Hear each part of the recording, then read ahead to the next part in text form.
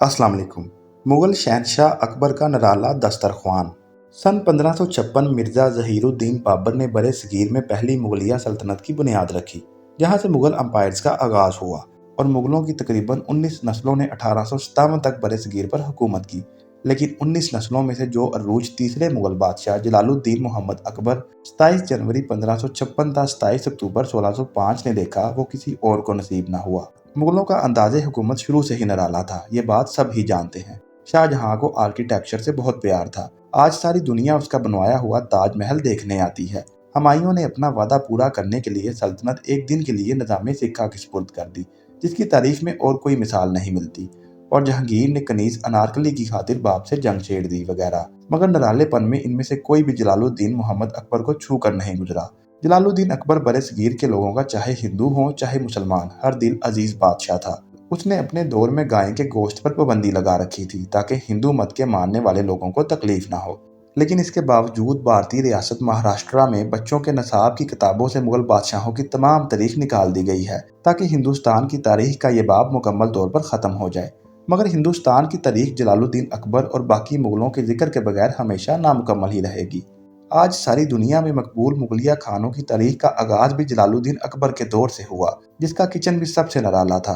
Kitchen में एक head chef, एक खजांची, एक स्टोर कीपर, क्लर्क, खाना चखने वाला और हेड शेफ के मातहत 400 से ज़ायद बावर्ची थे, जिनका ताल्लुक इंडिया, फारस, मिस्र, अरब, यूरोप और दुनिया के कई हिस्सों से था और इनकी जिम्मेदारी तरह तरह के पकवान तैयार करना थी। कहते हैं अकबर का खाना ख्वाजा सरा खाने की टेबल तक लेकर आते थे, जिनकी क़ियादत किचन के शाही अफसरान करते थे।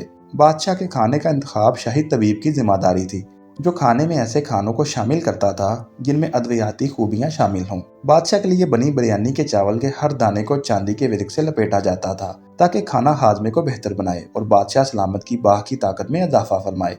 अकबर के दस्तरख़्वान की जीनत बनने वाले मुर्गे महल के अंदर परवान चढ़ाए जाते थे और इन मुर्गों को रोजाना हाथ से खाना खिलाया जाता था और खाने में इन्हें ज़ाफ़रान मिला खाना और पीने के लिए अर्के गुलाब दिया जाता था और इन मुर्गों को रोजाना मस्क आयल और संदल की लकड़ी के तेल से मालिश की जाती थी। शहंशाह अकबर हफ्ते में 3 दिन सब्जी खाता था और बादशाह के लिए किचन की सारी सब्जियां महल में मौजूद बागात में उगाई जाती थी और इन सब्जियों को पानी के तौर पर अर्के गुलाब दिया जाता था ताकि जब सब्जी पके तो सब्जी से खुशबू आए। शहंशाह जलालुद्दीन के दौर के चंद मशहूर खानों में समोसा, साग, पालक, हलीम, हरीसा, यखनी, मेथी दाने का सालन, सालम रोस्ट, दुम्बे वगैरह आज भी बहुत मशहूर हैं।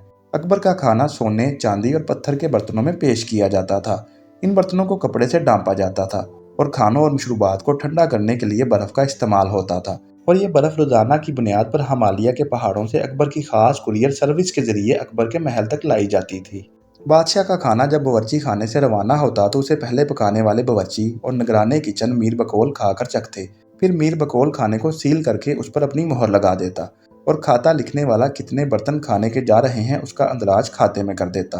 खाना ले जाते हुए किचन का अमला ख्वाजा सराओं के इर्द गिर्द चलता और खाने के लिए ज़मीन पर कालीन के ऊपर कीमती दस्तरख़्वान बिछाया जाता और जब खाना बादशाह के सामने पेश किया जाता तो अकबर के खाने से पहले मीर बकौल खाने की सील खोलता और उसे एक दफ़ा फिर चखता। जलालुद्दीन को खौफ था कि उसे जहर देकर मारा जा सकता है और इस खौफ की वजह उसके दादा ज़हीरुद्दीन मोहम्मद बाबर थे, जिन्हें जहर देने की कोशिश की गई थी और इस कोशिश के बाद मिर्ज़ा बाबर ने सिक्योरिटी के लिए कई इक़दामात किए थे, जिन्हें अकबर के दौर में भी मज़ीद सिक्योरिटी के साथ फॉलो किया जाता था।